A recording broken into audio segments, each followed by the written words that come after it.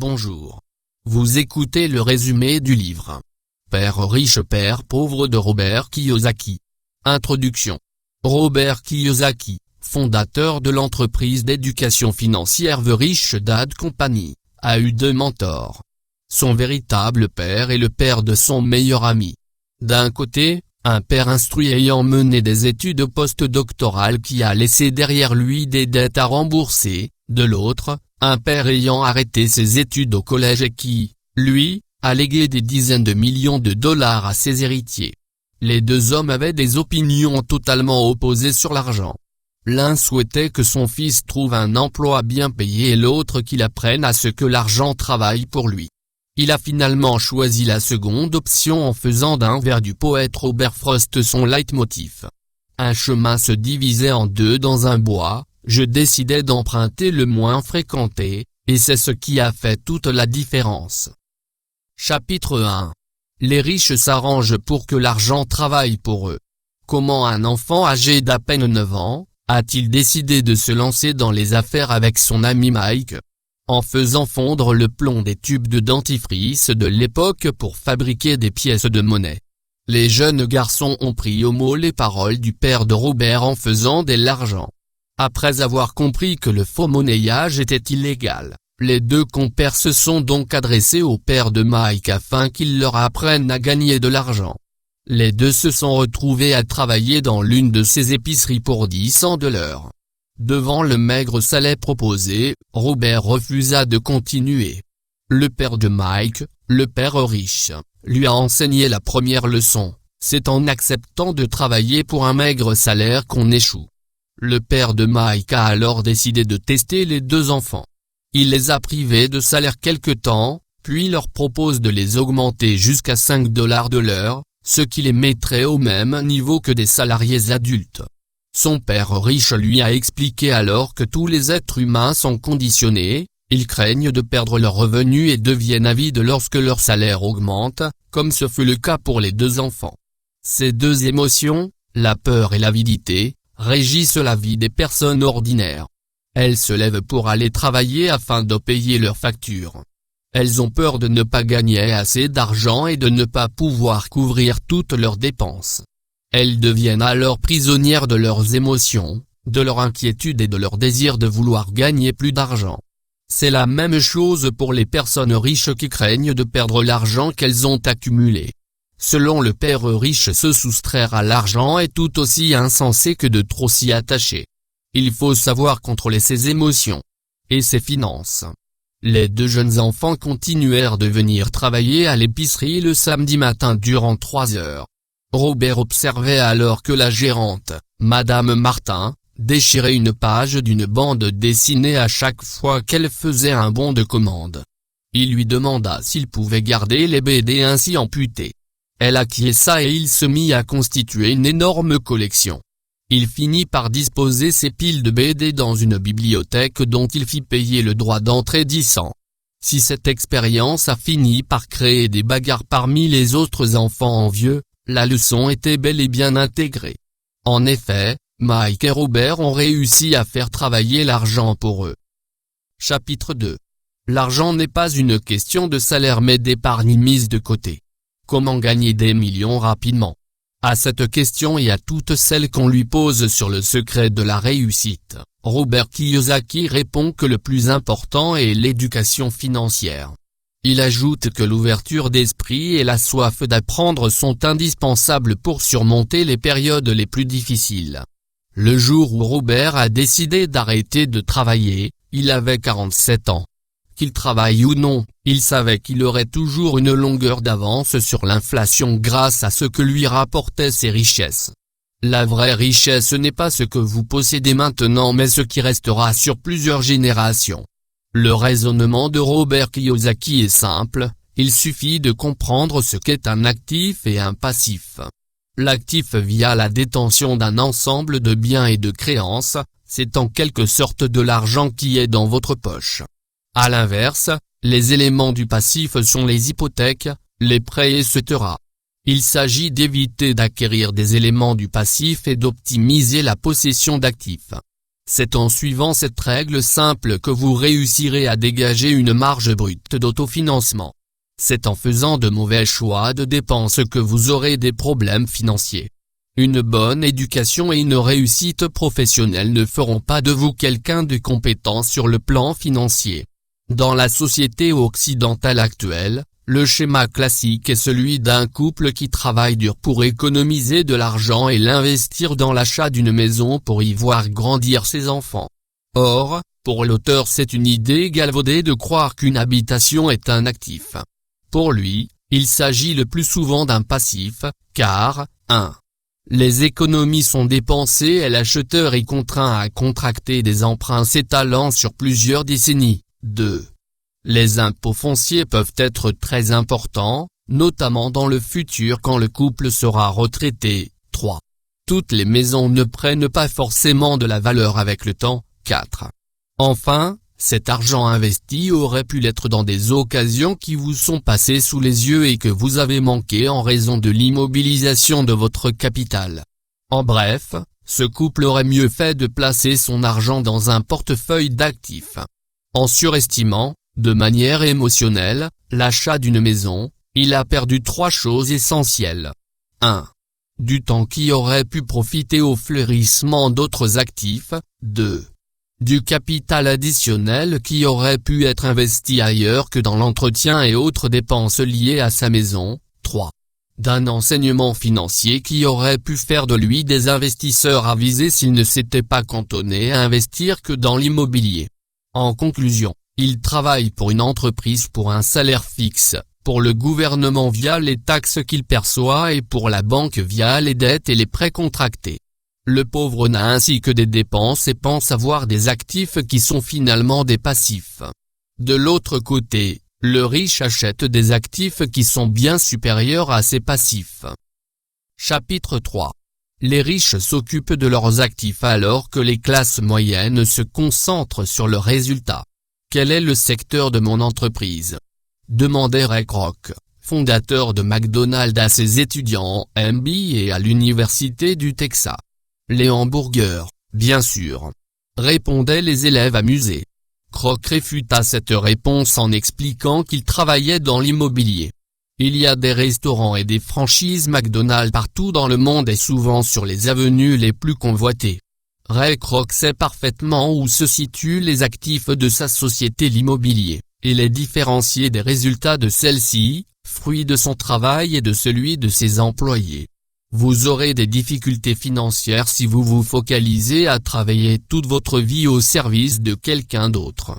Devenir ce que vous étudiez, par exemple, devenir avocat si vous avez étudié du droit, est une aberration. Il faut savoir faire le distinguo entre votre profession et votre entreprise personnelle. Travailler plus pour des heures supplémentaires ou chercher un travail mieux rémunéré ne changera pas votre problème. Gardez plutôt votre emploi et jetez un œil du côté de véritables actifs dans lesquels vous pourriez investir. L'idée clé est de savoir contrôler vos dépenses afin de limiter vos éléments passifs et construire une base solide d'actifs qui se classent dans différentes catégories. 1. Les entreprises dont vous êtes propriétaire. Elles sont gérées par d'autres sinon cela deviendrait votre emploi. 2. Les actions. 3. Les obligations. 4. Les biens immobiliers générant des revenus. 5. Les reconnaissances de dettes. 6. Les droits d'auteur issus de votre propriété intellectuelle. 7. Tout ce qui a de la valeur et génère des revenus. Investissez dans ce que vous aimez. Pas besoin d'être corporate, vous pouvez miser dans des actions de petites entreprises porteuses. Posséder ce genre d'actifs pendant un an est suffisant. Pour ce qui est des investissements immobiliers, débutez modestement avant d'échanger vos propriétés pour de plus grandes. Ne conservez jamais votre bien immobilier plus de 7 ans. Quant à se lancer dans l'entrepreneuriat, lancez-vous que si vous le voulez vraiment. 9 entreprises sur 10 échouent dans une période de 5 ans. Il peut être préférable de conserver votre emploi et de vous occuper en parallèle de vos propres affaires. À mesure que votre marge brute d'autofinancement augmente, vous serez éventuellement tenté par l'achat de produits de luxe. Ne vous encombrez pas d'une voiture tape à l'œil, de bijoux ou de villas, vous finirez par ressentir de l'amertume face à ces jouets qui peuvent se transformer assez rapidement en fardeau financier. Chapitre 4. L'éducation fiscale et financière est le fondement du succès. Et si le mythe d'un Robin des Bois bienfaiteur était une illusion? Croire qu'en taxant les riches, vous pourrez redonner aux pauvres n'amène qu'une chose, une taxation plus élevée des classes moyennes supérieures et instruites. Les taxes initialement imposées pour lever des fonds pour faire la guerre prélevaient dans un premier temps aux riches. Cependant, les impôts ont fini par s'universaliser pour toucher les classes moyennes et même les pauvres.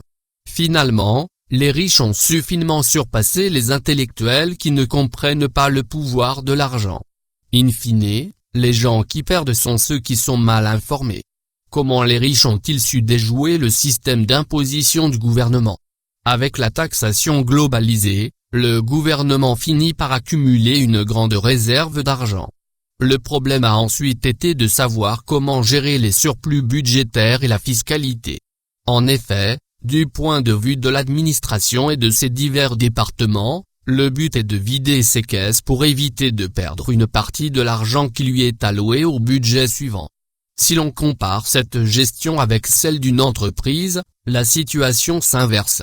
Plus un entrepreneur aura de surplus, plus son entreprise sera reconnue pour sa gestion et son fonctionnement. Le cycle d'augmentation des dépenses gouvernementales a poussé à l'élargissement de la taxation dans le but d'atteindre toutes les couches sociales. Les capitalistes, en s'appuyant sur leurs connaissances financières, ont pu aisément trouver des moyens d'échapper aux taxes. Une société n'est rien d'autre qu'un dossier regroupant des documents juridiques inscrits auprès d'un organisme de l'État. Elle n'est pas vraiment tangible et par conséquent, facile à mettre à l'abri. La volonté de vouloir prendre l'argent aux riches s'est finalement retournée contre le contribuable moyen qui doit travailler la moitié de l'année pour le gouvernement. Pendant ce temps, les riches ne subissent pas, au contraire ils agissent. En s'entourant d'avocats et de comptables, ils réagissent en minimisant le poids des taxes. Par exemple, la section 1031 du Code des contributions directes permet de différer le paiement des taxes sur biens immobiliers vendus. L'immobilier accorde de nombreux avantages fiscaux permettant de construire une solide colonne d'actifs. Chaque dollar mis à l'actif s'emploie à multiplier le nombre d'employés en travaillant pour vous. En 1978, Robert Kiyosaki, alors employé chez Xerox, participait à la foire d'empoigne qui faisait rage entre les meilleurs vendeurs de l'entreprise.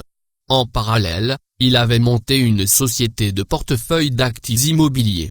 Celle-ci lui rapportait déjà plus que son salaire au bout de 3 ans.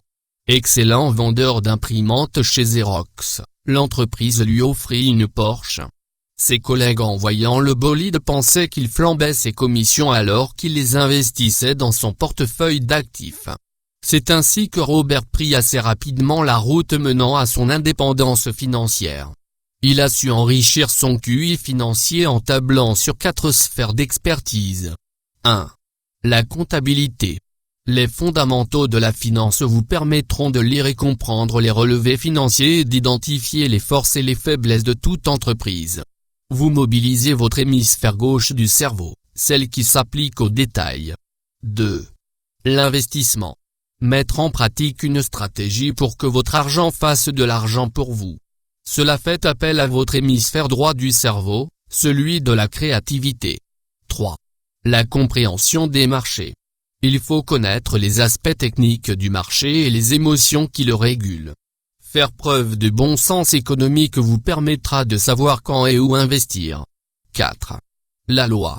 Si vous arrivez à coupler vos connaissances techniques du marché et de la fiscalité et les lois qui s'y attachent, vous êtes assuré de conserver vos richesses à long terme. Cela comprend les avantages fiscaux et les échappatoires légales de taxes et la protection contre les actions judiciaires pour faire face aux procéduriers qui veulent leur part du gâteau. Chapitre 5. L'argent sourit non aux plus intelligents mais aux plus audacieux. Vous occupez un poste qui n'a rien à voir avec ce que vous avez étudié? Une fois diplômé, On se rend assez vite compte que nos résultats ou même l'intitulé de nos masters et autres licences importent peu. Dans le monde du travail, hors des universités, on demande bien plus que des bonnes notes.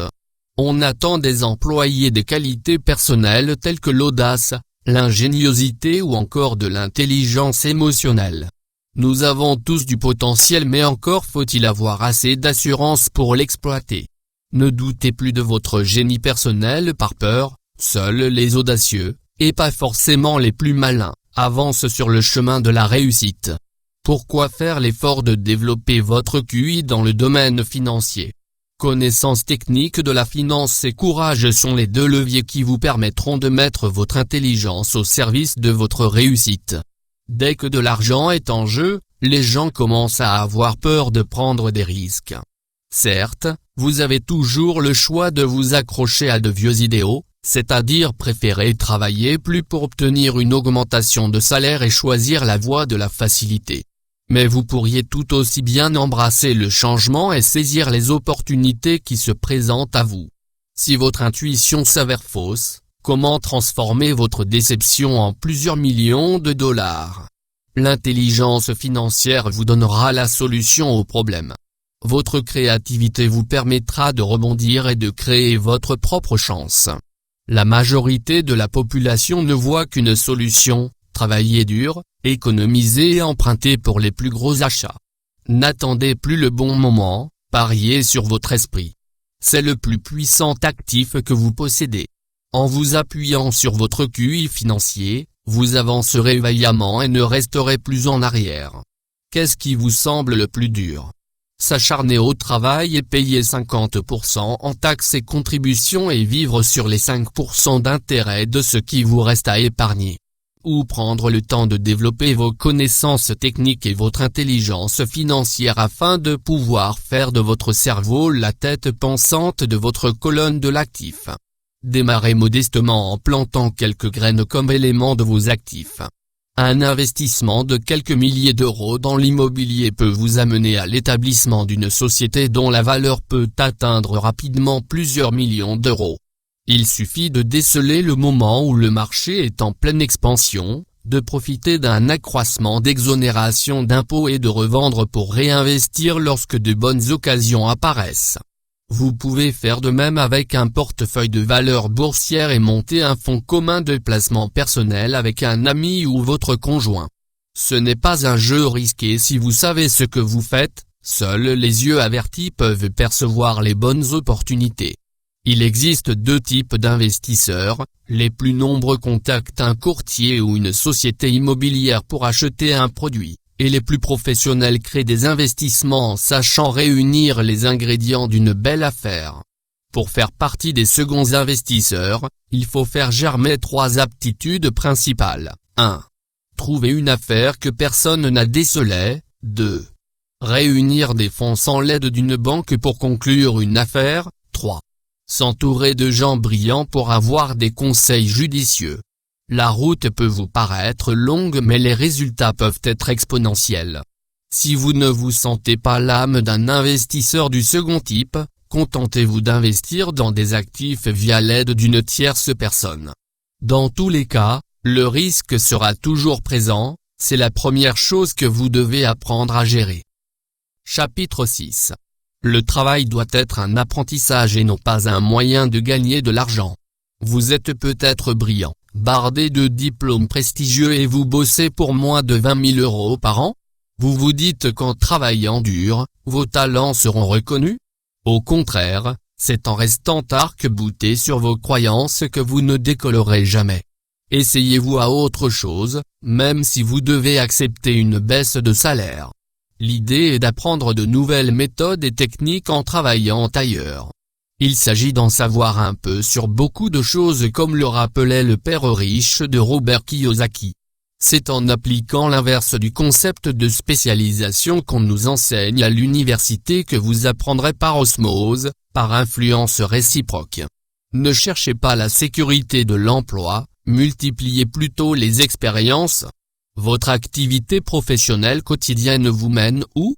Vous souhaitez prendre votre avenir en main ou simplement attendre votre prochaine paye? Si vous n'êtes pas habitué au changement, ce sera sûrement difficile pour vous de prendre une nouvelle direction. Toutefois, si vous souhaitez faire autre chose que vous perfectionner dans une activité monotâche, formez-vous vous-même en changeant de travail. À court terme, vous perdrez probablement en salaire mais vous y gagnerez énormément sur le long terme. Vous serez moins vulnérable sur le plan professionnel si jamais votre entreprise ferme boutique ou si l'on vous met à la porte. 2 compétences sont essentielles pour votre réussite personnelle, la vente et la communication afin de savoir négocier et entrer en contact avec autrui. Plus vous arriverez à entrer aisément en relation avec les autres et à ne plus avoir peur du rejet, plus votre vie sera facile. En plus d'être bon vendeur et communicant, il faut savoir également être pédagogue et un bon apprenant. C'est ainsi que Robert Kiyosaki porte le fruit de l'enseignement de ses 2 pères en étant un capitaliste affirmé et un professeur responsable, concerné par l'écart toujours grandissant entre les riches et les pauvres. Plus on donne, plus on reçoit. Chapitre 7. Savoir gérer votre peur vous permettra de surmonter tous les obstacles. Que faire maintenant que vous connaissez les fondamentaux de la finance ? Il faut commencer par identifier les obstacles qui parsèmeront votre chemin vers l'indépendance financière. Ils sont au nombre de 5. 1. La peur. Personne n'aime perdre de l'argent mais il y a aussi des gens qui n'ont jamais perdu un euro en investissant. La principale différence entre les personnes riches et pauvres, c'est que les premières gèrent autrement leur peur. Ce qui empêche les gens de risquer de mettre de l'argent en jeu, c'est que le déchirement qui entraîne une perte d'argent est dévastateur. D'un autre côté, la joie d'être riche est plus mesurée. On commence tous par tomber du vélo avant de savoir en faire. Il faut s'inspirer de nos échecs et ne pas les voir comme des déroutes. C'est en pensant ainsi que vous agirez en gagnant. Détester perdre et avoir peur à l'idée de perdre sont 2 choses totalement différentes. Si vous jouez pour ne pas perdre, vous êtes sûr également de ne pas gagner. Pire, vous pouvez faire faillite car vous avez voulu être trop prudent en prenant un énorme prêt immobilier que vous n'avez pas pu assumer jusqu'au bout. Si vous avez peur de perdre, contentez-vous d'un portefeuille d'actions équilibré constitué d'obligations à faible rendement. Et si vous rêvez plus grand, lancez-vous en étant sûr d'une chose, vous serez apte à faire de vos échecs des marchepieds. 2. L'incrédulité. Que va-t-il m'arriver si je m'engage dans une telle voie ? Nous doutons tous de ce que nous sommes. Cela peut même devenir paralysant.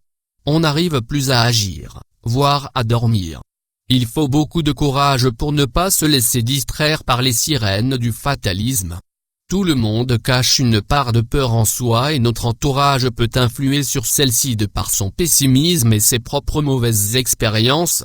C'est cette incrédulité qui maintient les gens dans leur immobilisme et dans la pauvreté. En choisissant de ne pas perdre d'argent, vous ne ferez pas d'argent. Il faut arrêter de penser « je ne veux pas » et transformer ce mantra négatif en quelque chose de positif en réfléchissant à ce que vous voulez vraiment. 3. La négligence. En travaillant trop, vous voyez moins votre femme et vos enfants. Vous finissez tellement par les négliger qu'un divorce peut finir par arriver. À force d'être trop occupé à assurer votre bien-être financier, vous oubliez de prendre soin de vos proches et de vous-même. Vous payez les pots cassés sur le plan personnel. Et ça aura également des conséquences sur votre performance au travail, la boucle est bouclée. Que faire pour ne plus être négligent ? Assumez votre avidité. Désirez mieux, ne vous laissez pas entraîner par des expressions pessimistes du type « je ne peux pas me le permettre ».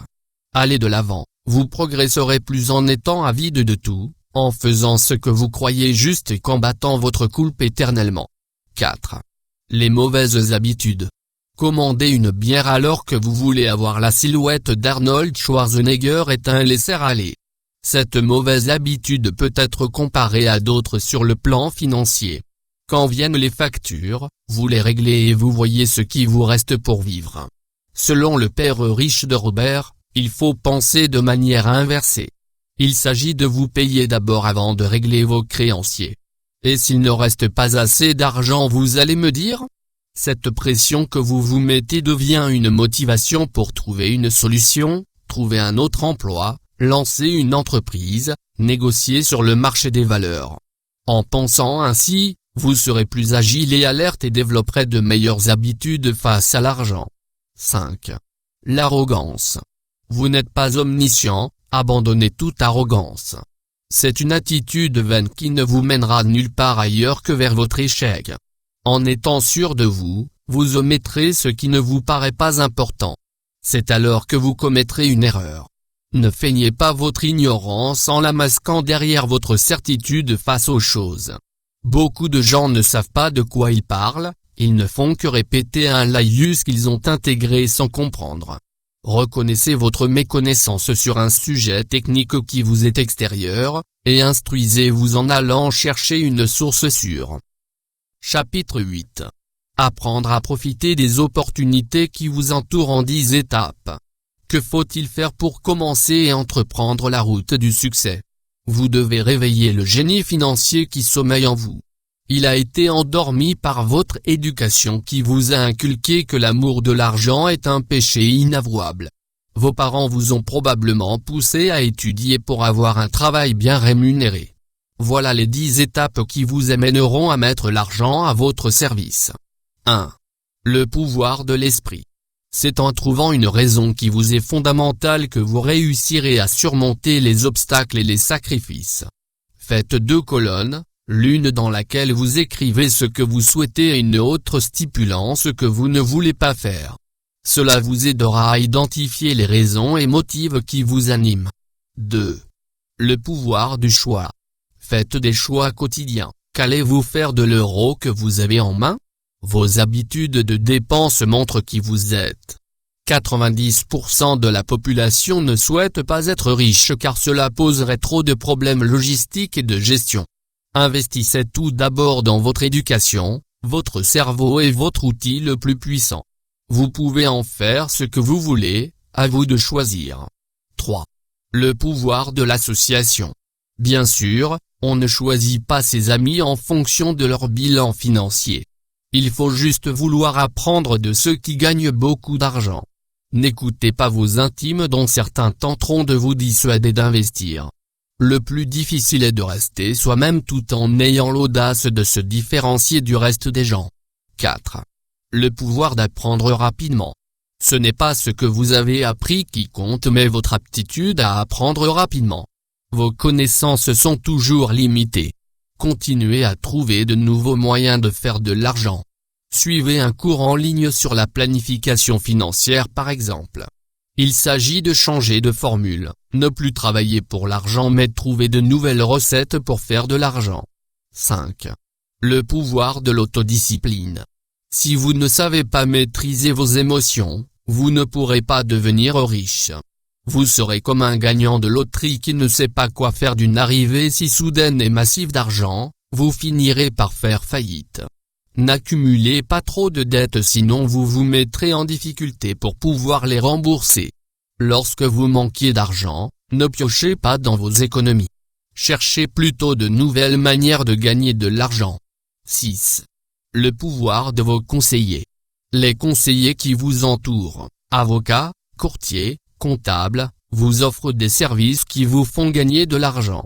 Alors rémunérez-les à juste titre car l'information est capitale dans la réussite et ils auront vos intérêts à cœur. Ainsi, il faut savoir récompenser ceux dont les connaissances techniques dépassent les vôtres. Un bon conseiller vous instruira et sera un atout majeur. 7. Le pouvoir d'acquérir un bien gratuitement. En déposant vos économies à la banque, vous devez attendre longtemps pour que celles-ci fructifient. En investissant dans les actions de telle ou telle entreprise, vous finirez par obtenir des choses gratuitement, une parcelle de terrain, une maison, un hangar, etc. N'investissez qu'une somme d'argent que vous pouvez vous permettre. Réduisez les risques en vous assurant du mieux possible des chances que vous avez de gagner. 8.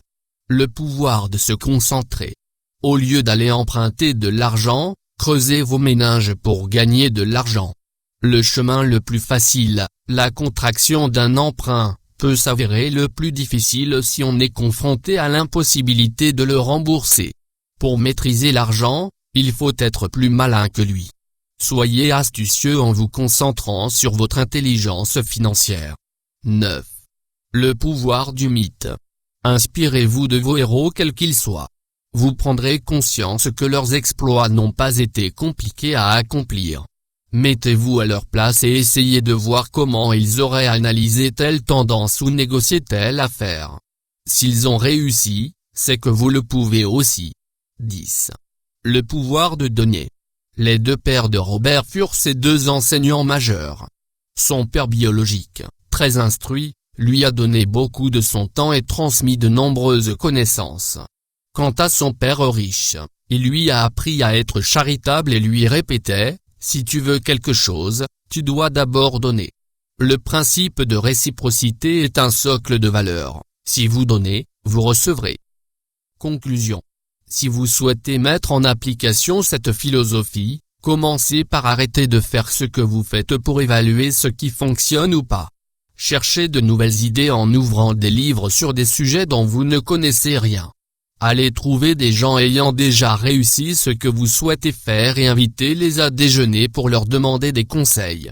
Enfin, continuez de nourrir votre esprit en regardant des cours en ligne, en feuilletant des journaux afin de penser grand avant de passer à l'action. Les points abordés dans ce résumé. 1. Les riches s'arrangent pour que l'argent travaille pour eux. 2. L'argent n'est pas une question de salaire mais d'épargne mise de côté. 3. Les riches s'occupent de leurs actifs alors que les classes moyennes se concentrent sur le résultat. 4. L'éducation fiscale et financière est le fondement du succès. 5. L'argent sourit non aux plus intelligents mais aux plus audacieux. 6. Le travail doit être un apprentissage et non pas un moyen de gagner de l'argent. 7. Savoir gérer votre peur vous permettra de surmonter tous les obstacles. 8. Apprenez à profiter des opportunités qui vous entourent en 10 étapes. Vous avez écouté le résumé du livre « Père riche, père pauvre » de Robert Kiyosaki. À bientôt sur la chaîne pour d'autres résumés.